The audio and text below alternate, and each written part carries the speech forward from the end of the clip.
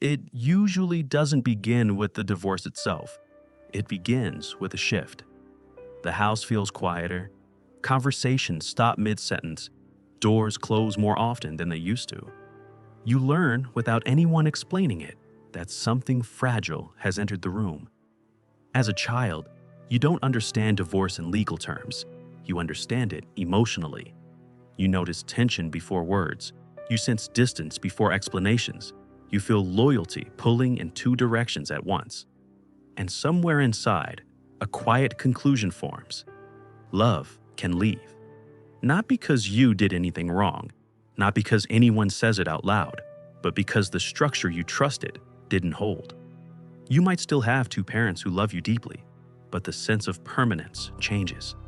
In psychology, this early experience often affects attachment formation, the way a child learns what closeness, safety, and commitment feel like. For some children, the world becomes unpredictable. For others, it becomes something they feel responsible for managing. You may remember trying to be easy, not asking for much, not adding stress. You learn to read emotional weather quickly. You become alert to tone, silence, and mood. And no one calls this trauma because nothing dramatic happened in a single moment. But your body learned something important. Connection is not guaranteed. And that belief doesn't stay in childhood. As time passes, many children of divorce take on roles without realizing it. One becomes the peacemaker, another becomes the emotional support, another learns to stay quiet and independent. In psychology, these are known as adaptive roles, strategies a child develops to maintain stability when the family system changes. You may have felt pulled to protect one parent from the other, to listen to things you weren't ready to hear, to grow up faster than you should have. And even if your parents handled the divorce well, the child still absorbs the emotional undercurrent. Children don't need chaos to adapt. They only need uncertainty. This is where a subtle pattern begins. You learn to prioritize harmony. You learn to avoid conflict.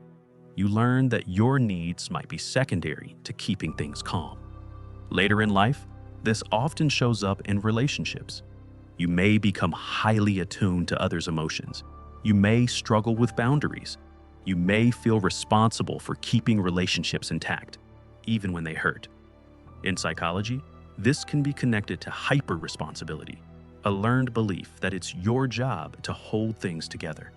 At the same time, another layer develops. If love can end, you may guard against depending too deeply. You may crave closeness, yet stay prepared for loss. This creates a quiet tension inside adult relationships, wanting intimacy while bracing for separation. And because this pattern formed early, it often feels like just how you are. Not a wound, not a pattern, just personality. But personality doesn't usually form in a vacuum. As an adult, the impact of growing up with divorced parents often becomes clearer in hindsight. You might notice that commitment feels heavy, or that you stay in relationships longer than you should, or that you leave the moment you sense emotional distance. You may struggle to trust stability, or feel unsettled when things are too calm.